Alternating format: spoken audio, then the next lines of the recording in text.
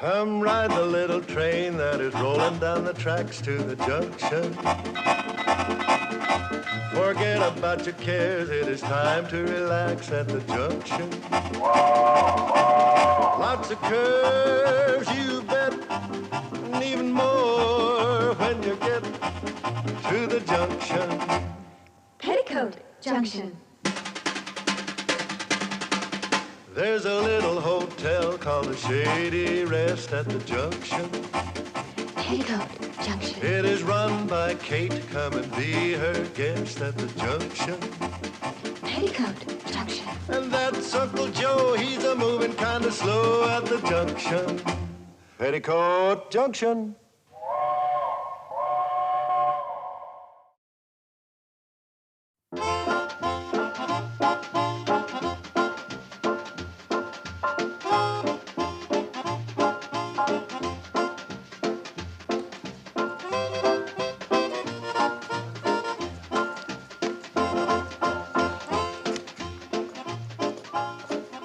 Shady Rest Hotel? Is that the place your mother runs? My goodness, are we here already? Yeah, we're here already, and we've only been walking for 4 hours. I've enjoyed listening to you so much I haven't even been conscious of walking. Yeah, well, I have.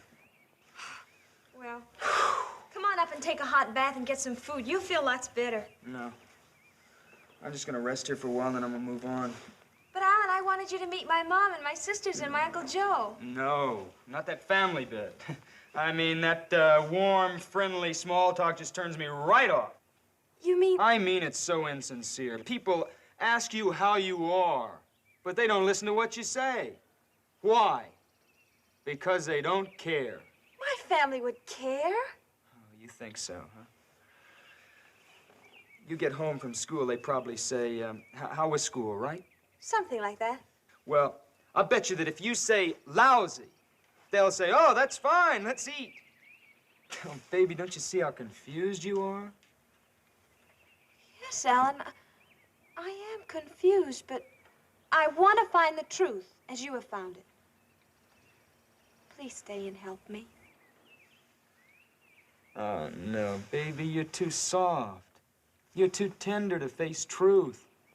You're a dove. I'm an eagle. I'm screaming at life. I'm longing just to tear it wide open. Oh, please, Alan, please stay, at least for a while. Wow, you're such a nice kid. You're bright, too. I just want to rest here for a while, and then I'm going to be moving on. Well, my mom's a wonderful cook, Alan, and I know you must be hungry. And I promise you, you won't have to make any small talk with the family. You can just eat, and everyone will be quiet. Will it make you happy, kid? Yes, Alan. Listen, you wait here, and I'll run up and warn everybody. I mean that you don't want to be bored and all. Okay. Listen, you fly on, Dove. Maybe the eagle will be here when you get back, and maybe not. Oh, please be here, Alan. Please. You say he's from New York? New York City. He's a writer and a poet. And you say he's good looking, huh? Oh, he's handsome and so intellectual. And you left him sitting down at the track? Oh, he's resting. We walked all the way from Hooterville. You walked all the way from Hooterville? Not really, Mom. I floated, I flew, I danced. Oh, Mom, he's so brilliant. Where are you going, Billy Joe? Well, I just thought I'd freshen up a little bit. We want to make a good impression, don't we? We sure do, Billy. Oh, Mom, Alan's the first boy I've ever met that I can really communicate with. Well, he knows everything, he's read everything. He's so deep and so alive, so sensitive and so profound. And you met him in Hooterville? Uh-huh. At the library on my way to school this morning. Bobbie Jo, come over here and sit down and tell me everything right from the beginning. Okay. Hi, Bobbie. How are things at school today? Oh, just lousy. That's fine. Let's eat, Kate. You see, we just don't listen to each other. We're just not alive. Well, I'm alive and I'm hungry. We're all hungry, Uncle Joe. We're hungry to know who we are, where we are, and why we're here. Well, speaking for myself, I'm Joe Carson. I'm in the kitchen. I'm in here to eat. Oh, no wonder Alan's so bitter.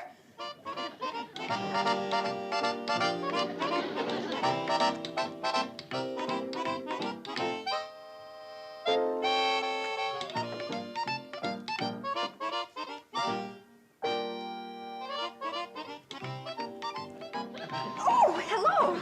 I didn't know you were here. Yes, you did. That's why you came down here. Well, come to think of it, my sister did mention something. Are you the boy from New York City? Greenwich Village. Oh, Bobbie Jo said New York. You know, she never gets anything right. If you were to move your feet, I could sit down. I know. I guess you are tired. Yeah, I'm tired. Of painted up, empty-headed chicks like you. What? You're all alike. And what do you have to keep proving to yourself that you're a woman, don't you know? I know that you're the rudest man that I've ever met. Bugs you, doesn't it? Oh! Hi, Billy. Did you meet Alan? Yes. Bobbie, you take my advice and don't fall for him because he's already in love. He is? Yes, with himself. What have you got against the boy? You haven't even met him. Well, A, I don't trust big city fellas, especially from New York. And B, I don't trust writers, especially poets. And C, when you put the two together, you're going to have a lot of trouble. Bobbie Jo says he's the first boy with whom she ever had an intellectual rapport. Now, you see already you got trouble. Uncle Joe, an intellectual rapport means a meeting of the minds. Kate, you don't know poets like I do. Oh, where'd you ever learn about poets? From reading their poetry, that's where. Like what? Like this. There was a young girl from Duluth who always... Uncle Joe, I don't know poetry.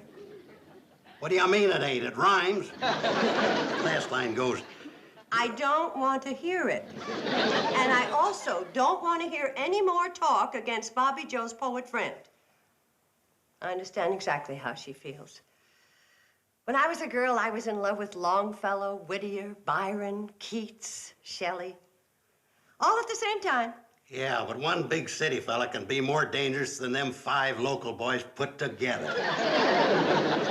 Mom? In here, Bobbie Jo. Mom, Uncle Joe, I'd like you to meet Alan Landman. How do you do, Mr. Landman? It's an honor to have you here. What kind of poems you write, Alan?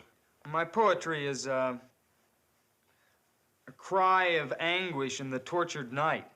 Oh, you write jingles for them indigestion commercials. Joe! Oh, no, I'm sure Mr. Landman is way above anything like commercial jingles. Oh, of course he is. My poetry is a scream of protest. I sound the alarm. I hang the bell on the cat. I shout in the atrophied ear of a sleeping America. Isn't that marvelous? Wonderful. You like it? It's absolutely fascinating, inspirational. You didn't understand a word I said. Not a word.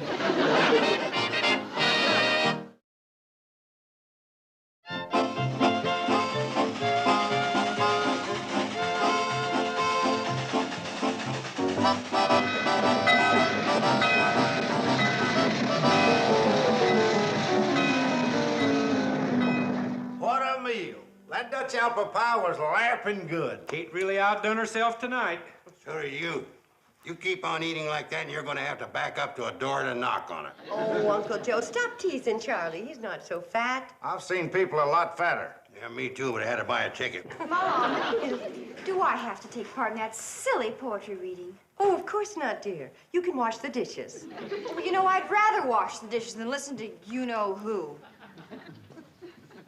Now that Mr. Landman is here, we can start the poetry discussion. Be seated, everybody.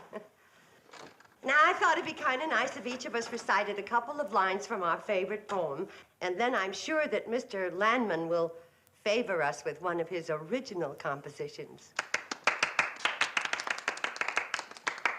Well, you started off, Kate. You're already on your feet.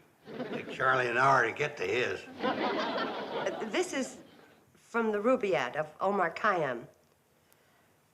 Here, with a loaf of bread beneath a bough, a flask of wine, a book of verse, and thou beside me singing in the wilderness. And wilderness is paradisey now. Ain't that kind of risque for mixed company? I don't think so. They was just singing and drinking a little wine. But they're out in the wilderness. True. They could be married, it don't say. Man don't go out in the woods with his wife. Yeah, but he was drinking wine, don't forget. That's enough discussion. Who else has some poetry? You, Bobbie Jo? Oh, I'd rather just sit and listen, Mom. How about you fellas? Don't you have some poetry you like? Hey, here's a little poem I kind of like. I never seen a purple cow. I never hoped to see one. But I can tell you anyhow, I'd rather see than be one. Don't you get it? Feller says he'd rather see a purple cow than be a purple cow. Well, naturally. Who'd want to be a purple cow? You'll come to think about that, ain't so funny. I know a funny one. There was a young girl from Duluth. I think the time has come for our guest of honor, Mr. Alan Landman of New York City, to treat us to a sample of real poetry. Here, here. I'd be happy to take part in this gig, although I don't know whether I'm far enough out for you cats or not. This is my latest poem. A gut-thin, whining wind defiles the groaning bones of neon-blinded seekers after murky morning. The burning mud explodes, a screaming pathway to hollow thunder of agony. I fall, and cheated dreams. A toenail splits.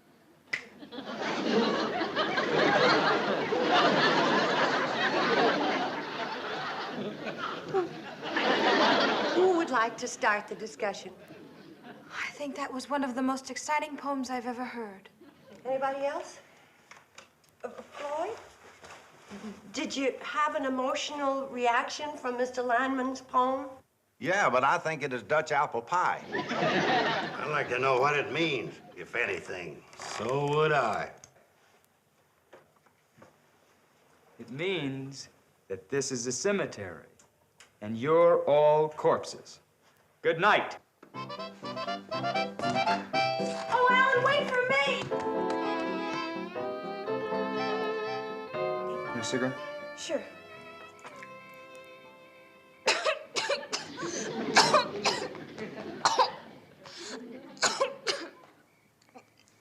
The wind. Wind's kind of chilly. The wind is kind of chilly.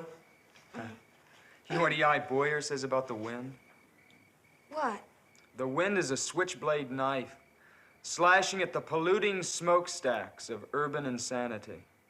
Nature's rumble with a defiling beetle called man. Oh, I wish I could learn to express myself like that. Well, you'll never do it around here, baby. So long, I'm going for a walk. Oh, can I come along? Oh, please. I mean, I won't talk. I'll just listen. Okay, kid?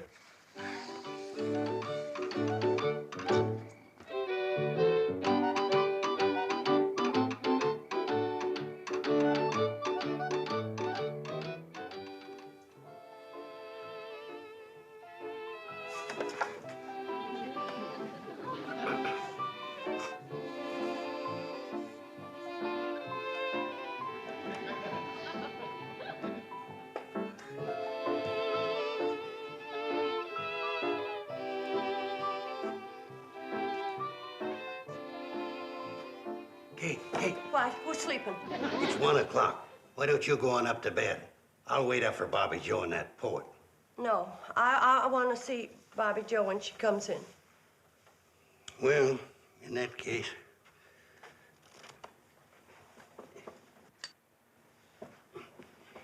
I don't think Bobbie Jo's really serious about that boy. When I was her age, I nearly ran away with a boy just like him. That's what worries me. Yeah, but Bobbie Jo... Here they come.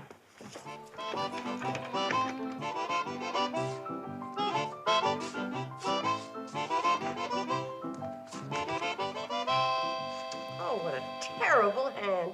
I ought to shoot you, Uncle Joe, for giving me cards like this. Oh, look who's here. Sorry we're late. Late? Is it late? I didn't notice. Mom, I know you're waiting up for me. Yes, I was. Go to bed, honey. I want to talk to Mr. Landman. Okay, but I want you to know that whatever he says, I'm completely on his side. Good night, Alan. Good night, baby. Good night, Uncle Joe. Am I leaving? Yes, you are.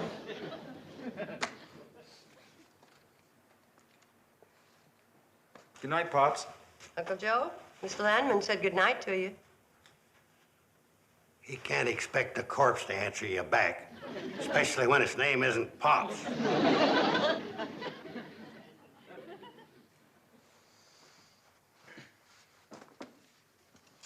Okay, I'm gonna save you a lot of time. I'm crazy about Bobbie. We've been talking about me sending for her when I get to New Orleans. Uh-huh. Was that all you're gonna do? Just sit there and smile? Smiling on the outside, screaming on the inside. Tell me something, Mr. Landman. In view of the circumstances, don't you think you should call me Alan? In view of the circumstances, what I should call you, but I'll settle for Mr. Landman. Are you planning on getting a job when you go to New Orleans? Are you kidding? I mean, work is for suckers. Oh, I see. How are you gonna live? Oh, I've got a lot of friends down there, musicians. They all like me. They all have pads. That means rooms. Thank you. Then you plan on living your life as a parasite. That means sponge. Listen, this is strictly nowhere. You got a lot of sick, old-fashioned ideas about working hard and living clean, and it's all a lot of junk. I'm too tired to listen. Now, Bobbie knows what she's getting into. It sounds good to her. I'll be taking off in the morning. Good night.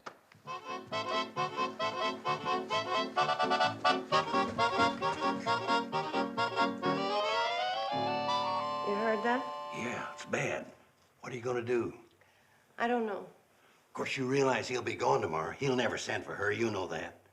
I know that. And she'll always remember him as a romantic young rebel, full of courage and exciting ideas. Yeah, I guess you're right. Why don't you have a good talk with her? That's the worst thing I could do. We'd only wind up yelling at each other, and he'd be a bigger hero than ever to her. No, talking to her about it'd be a big mistake. Big mistake. All those ideas of his are just a cover-up and an excuse for being a failure, for not having a job, for just being a bum, wandering around and living off other people. And you have been taken in by all that phony talk, and I am making a big mistake. Oh, Mom, you just don't understand, Alan. He has ideals. He thinks the world is full of hypocrisy, and he's attacking it. That's a lot of hogwash. He's just afraid to go out and fight for a job. But just let somebody offer him a nice, soft position, and you'll see how fast he'll stop attacking that hypocrisy and start lapping it up. And now that I've made my big mistake, good night.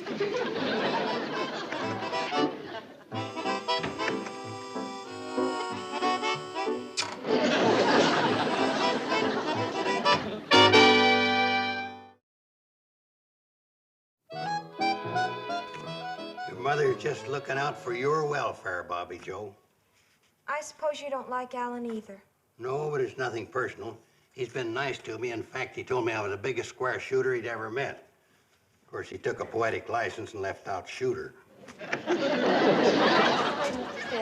you, Mr. Bradley. Oh, Uncle Joe, I'd like you to meet Mr. Stanley. He's going to spend a couple of days with us, get away from the high pressure of big business. All right. This is my daughter, Bobbie Jo. Hello, Bobbie Mr. Jo. Stanley.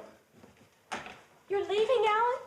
Yeah, kid, but you'll be hearing from me. Oh, Mr. Landman, you should meet Mr. Stanley.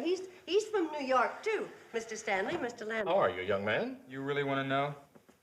Mr. Stanley is the president of the Rollo Dog Food Company. He was telling me all about his advertising problems. It's driving me out of my mind. I've offered a $2,000 bonus for a jingle I can use on radio and television, and no one in my agency can come up with one. $2,000 just for a jingle? Just a 4-line jingle. Mr. Landman is a poet. Oh, of course, he only writes high-class stuff. Is that so? $2,000. I know what's going on in your mind. You do? You think Alan's going to be tempted by that $2,000 and try to sell Mr. Stanley a dog food jingle. I don't think a superior artist full of ideals would do that. No, never. By the way, I thought your poet friend was leaving this morning. Well, he was, but he had to... Listen to this one, Mr. Stanley. Rollo dog food is never gummy. Can't form a ball in your puppy's tummy. Rollo dog food is doggone yummy. It has human appeal, but speaking from the dog's viewpoint, it doesn't make my tail wag. Then how about this one? When your poodle's feeling hollow, fill him up with a can of Rollo.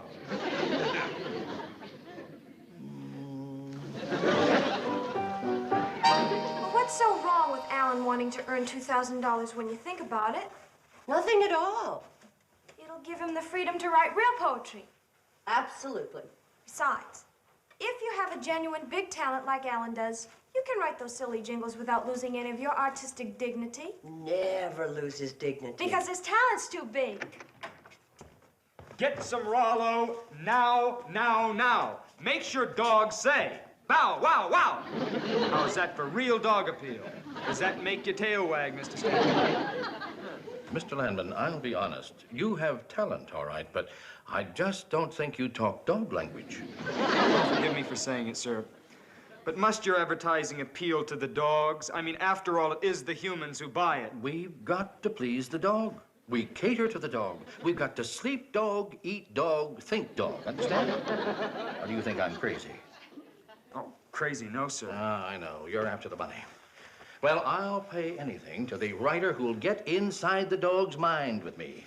I'm in there, but I can't write. I really think I could do it, given a little time. Well, I don't know. Dog persons are born, not made. You've either got that dog in you or you haven't. And I say you can't please a dog consistently if you don't have the dog's viewpoint. I feel I really have it, sir. I don't know. You're tempted by the money. No, really. Dogs, they seem to feel that I'm one of them. They accept me. Are you sure? Sometimes they pretend just to get food out of you. No, it's sincere.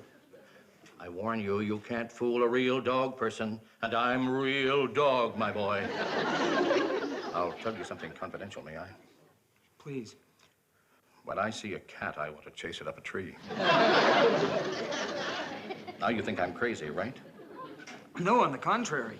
I've never told anyone, but I like to run after cars and bite at the tires. Oh, that's a good sign. You're not lying. I cross my heart and hope to get run over. This may be a great day for Rollo.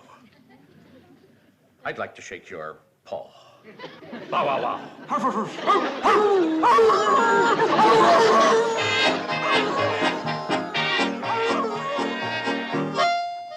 Poor Bobbie Jo, she sure is busted up. I wish somebody'd invent a way to take the pain out of growing up. Boy, I can't get over how lucky it was, that crazy dog food man showing up here just in time to show up that Mr. Landman. Wasn't that lucky, though? It was amazing. You might call it fate. You might. That's fate spelled K-A-T-E. What's going on here? Uncle Joe meet Roger Stanley, the best restaurant supply salesman in the country. Restaurant supply? He's new in this territory. First time he was here, you were in Pixley with the girls. Glad I could help you out, Kate. Oh, you put him up to the whole thing. You did a wonderful job, Roger. And any time you are my guest here for free. Oh, forget it. I had a lot of fun. Kind of a dirty trick on that kid, though. Oh, it'll do him more good than harm. Well, so long. I'll see you the next time through. Bye, Roger. Thanks again. And don't chase any cats. So. You know, Kate, I never realized it, but you're a gall-dang genius. Oh, no, Uncle Joe. I'm just a gall-dang mother.